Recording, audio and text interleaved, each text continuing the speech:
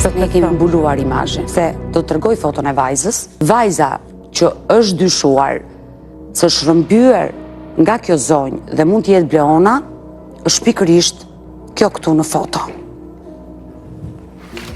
Rasti zhdukjes së Bleona Mata mbetet një nga plagët më të hapura dhe më të dhimbshme për opinionin publik, ndërsa informacionet e reja kanë rikthyer shpresat dhe dyshimet për një drejtim tjetër hetimi.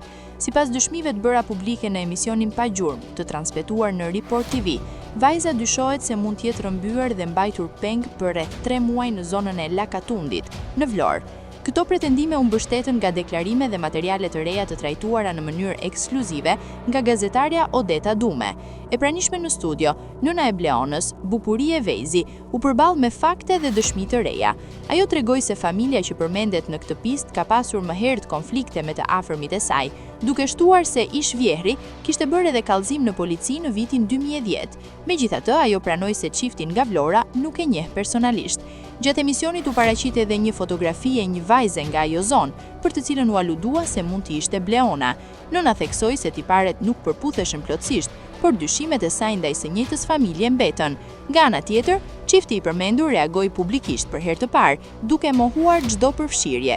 Gruaja sqaroi se fëmia për të cilin flitej në fshat ishte mbesa atyre, e lënë përkohësisht në kujdesin e familjes, pasi nëna kishte emigruar jashtë vendit. Sipas saj, nuk kishte asnjë lidhje me zhdukjen e Bleonës. Këto deklarime dobësuan pistën e rrëmbimit nga kjo familje, por nëna kërkoi që hetimet të vazhdojnë pa përjashtuar asnjë mundësi.